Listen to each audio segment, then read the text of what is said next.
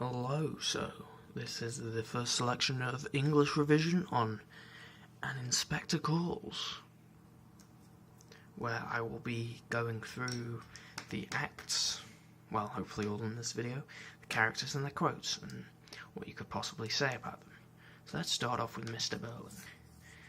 Mr. Birling is the father figure of the family. He is a capitalist and runs a business with a lot of money.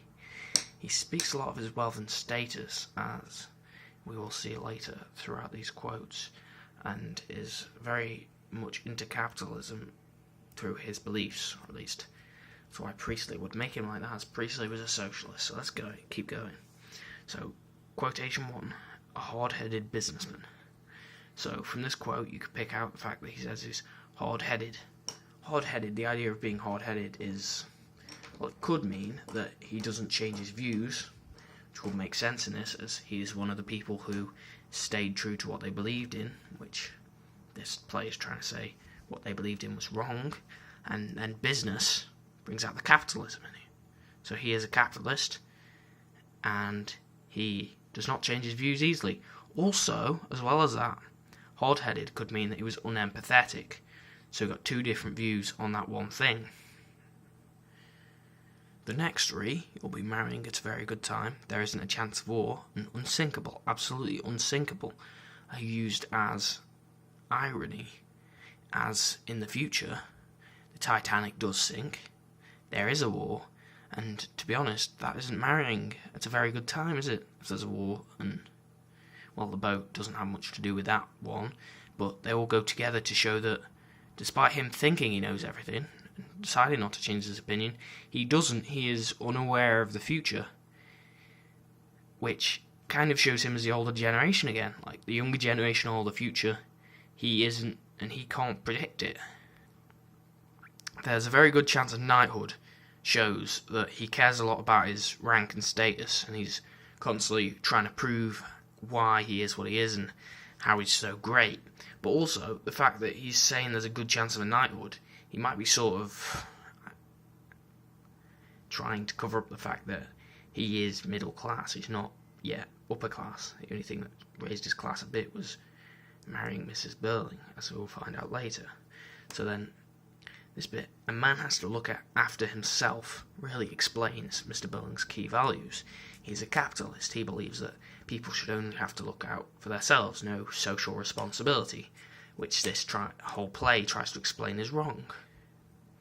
The question here, what kind of inspector, kind of shows that he is uncertain. He doesn't trust people easily, and isn't nice or hospitable to anyone without being given a clear reason, like, do you really have that? Is that really you? Or why should I care if it's not?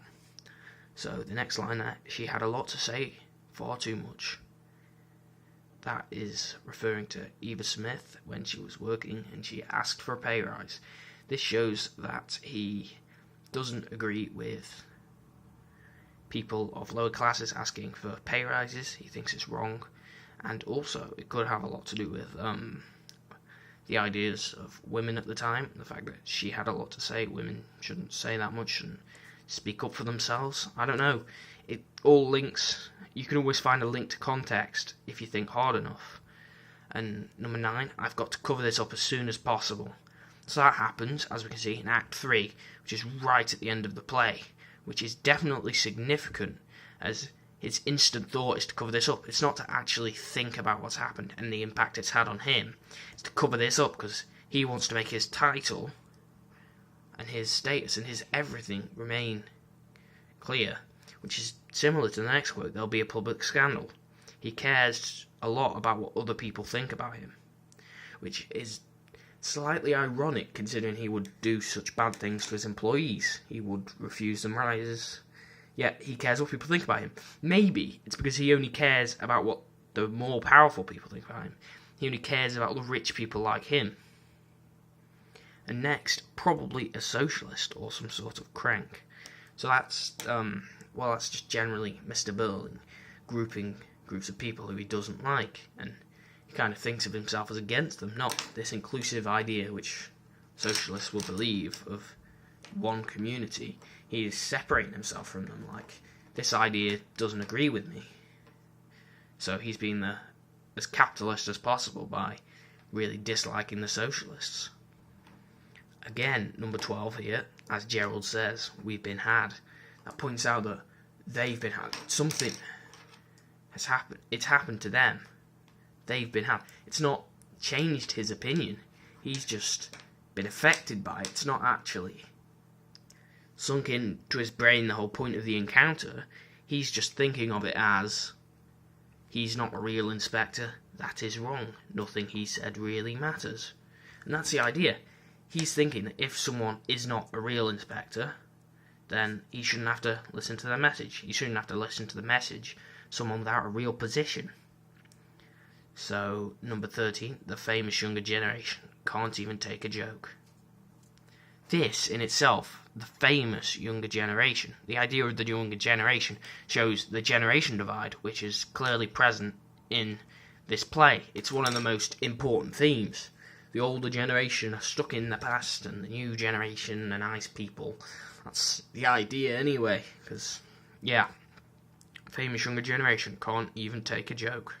It's kind of also the idea that the younger generation are a lot more sensitive and emotive, which in this play is shown to be a good thing. It's good that they're more empathetic towards other people. At least that's what Priestley thinks, as he himself is a socialist, so he believes empathy for everyone is the correct thing to do. So that is An Inspector Calls Mr. Birling, Episode 1.